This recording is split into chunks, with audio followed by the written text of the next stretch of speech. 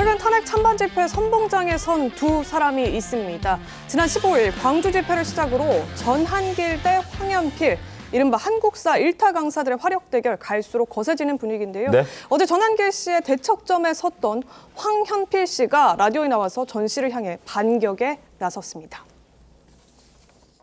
제가 붉은 옷을 입고 왔습니다.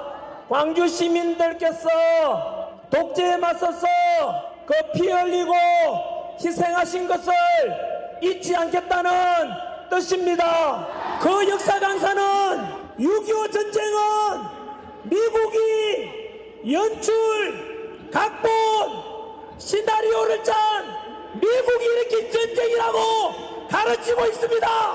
누가 더 올바른 역사 강사입니까?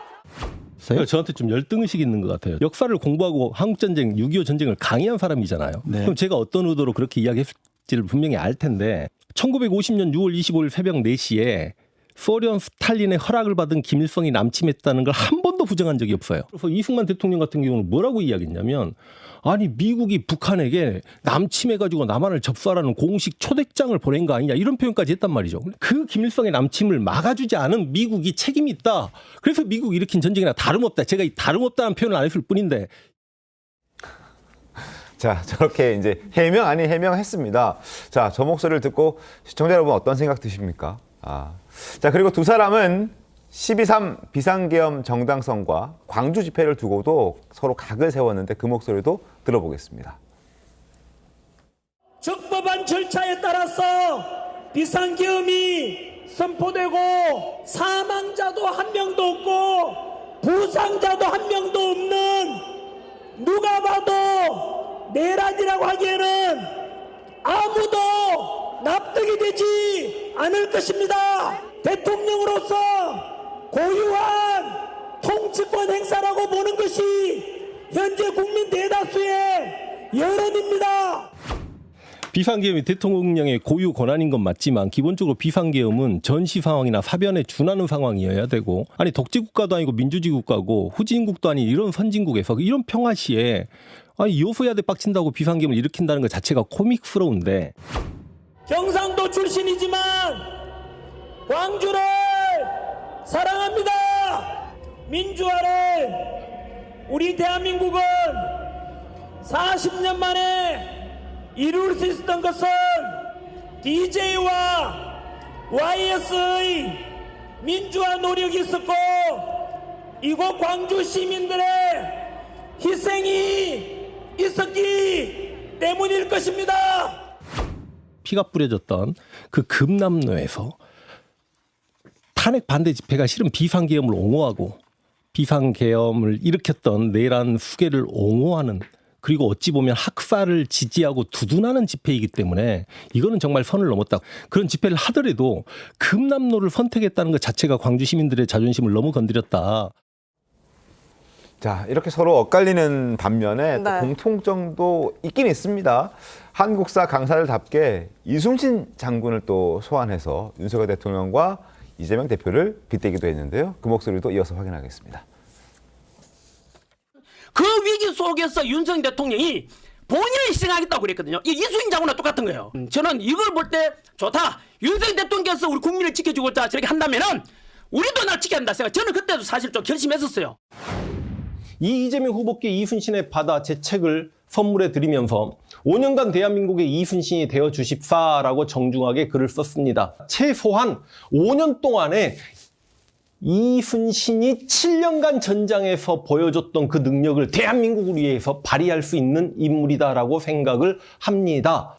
능력은 없으면서 자리만 탐하는 윤석열은 바로 그 원균 같은 자이다. 송 본부장님, 사실은 이 지금 황현필 씨가 먼저 이제 과거 대선 전국에 이재명 대표를 옹호하는 듯한, 지지하는 듯한 발언을 하면서 이순신에 빗댄 사실이 이제 뒤늦게 알려져서 한번 논란을 불렀었는데, 지금 뭐 여기 맞대응 성격인지 뭔지는 모르겠습니다만 지금 이 계엄 사태 전국에 지금 전한길 씨가 공개적으로 강연을 하면서 그 와중에 이제 윤석열 대통령을 또 이순신 장군이랑 빗대서 같이 이제 맞물려서 논란을 빚고 있는 상황인데, 이 정치인을 이순신 장군에 빗대는 거 왜 이러는 겁니까? 정치인을 이수진 장군에 빗대는 건 굉장히 역사가 깊죠. 예. 과거에도 거의 뭐 어떤 정당의 소규모로 총선에 뛰어들 때 뭐 12척의 배 이야기를 항상 했고 네. 이수진 장군이 어쨌든 한국에서 가장 존경받는 인물이잖아요. 인물이기 때문에 이제 선거판에서 정치인들이 끌어들이는 그 상황인데 그 상황을 지금 학생들에게 한국사를 가리키는 2명의 스타 강사가 네. 이렇게 양쪽으로 완전히 갈라져서 인식을 달리하고 있는 거예요. 네. 이 인식뿐이 아니고 이재명 대표 윤석열 대통령에 대한 인식뿐이 아니고 6.25 전쟁의 발발 원인에 대해서도 서로 다른 이야기를 하고 있잖아요. 물론 어떻게 보면 결론은 똑같지만은 그 과정이 좀 다르게 이야기를 하고 있어요. 네. 근데 이것을 이제 학생들에게 가르치는 사람들이에요. 네. 한국사를 가르치는 사람들이 어떻게 보면은 이념이나 그 정치권에서 있을 법한 이념이나 노선에 따라서 이게 생각을 달리하는 이런 모습들이 지금 나타나고 있는 것이 지금 윤석열 대통령 탄핵 국면에 있는 대한민국의 현 주소를 그대로 반영하는 것 아닌가 싶은데 이게 그 건강하게 서로 이제 의견을 개전을 하고 그것을 토론의 장이 되면 모르는데 대통령 탄핵이라는 아주 중요한 일이 놓여 있기 때문에 네. 이게 갈등을 심화시키는 그쪽으로 가면 안 된다는 생각을 합니다. 성채용 부의장님 어떻게 보셨습니까? 두 사람이 저렇게 설전을 벌이면서 지금 둘 다 굉장히 유명한 역사 강사거든요. 뭐 가르칠 때는 제대로 된 팩트를 가르치긴 하겠죠. 그러니까 제가 뭐 두 분의 이 역사관에 대해서 제가 감히 평가할 건 아니라고 생각합니다. 근데 네. 두 분은 일단 팔로워도 많이 늘은 것 같고요. 그러니까 두 분은 뭐 손해보는 장사를 하지 않으신 것 같은데 저희가 두 분의 발언에 대해서 이야기를 뭐 지적하고 평론하는 건 맞지만 두 분의 과거 뭐 역사에 대한 평가 역사관 이런 거에 대해서는 저는 평론하기는 어렵다고 생각합니다. 그렇기 때문에 근데 두 분이 저렇게 대립하고 있는 게 사실 전환길 강사께서는 상당히 오랫동안 지금 보수 집회 나오고 있지 않습니까? 네. 근데 저는 황현필 씨가 얘기한 게 딱 전 와닿았던 게 선을 넘었다.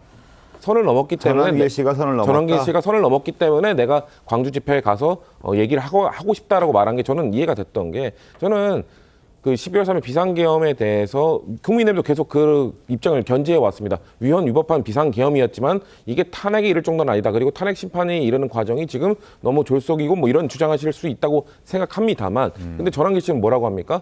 계엄령? 이건 계몽령이다라고 얘기합니다. 심지어 광주에 가서 저런 얘기를 합니다. 광주는 뭐 인요한 의원께서는 그런 얘기도 하시더라고요. 어떻게 전두환의 계엄과 윤석열 대통령의 계엄은 다르다고 말씀하시지만 광주의 시민들은 과거에 그 전두환의 계엄군 때문에 그 희생을 겪었던 트라우마를 갖고 계신 분들인데 그런 분들 앞에 가서 계엄은 그냥 계몽령일 뿐입니다라고 말하는 게 괜찮습니까? 저는 전환길 씨의 발언 이런 거에 대해서 국민의힘이 선을 넘을 때는 자중시키고 자제시킬 수도 알아야 된다고 생각하는데 권영세 비대위원장은 얼마 전에 감사하다고까지 하더라고요. 그러니까 선을 넘는 발언들에서도 이렇게 제지하지 않는 이 제도권 정치의 모습을 보면서 저도 저거는 좀 잘못됐다고 생각했는데 황현필 씨도 마찬가지입니다. 그것 때문에 선을 넘었기 때문에 나도 참전한다라고 생각한 그 마음이 이해가 가고요. 그렇기 때문에 저는 두 분의 발언을 과거 발언 말고 이 현장에 나와서 하는 발언에 대해서만 우리가 좀 평가를 해야 되지 않겠나 이렇게 말씀드리겠습니다. 알겠습니다.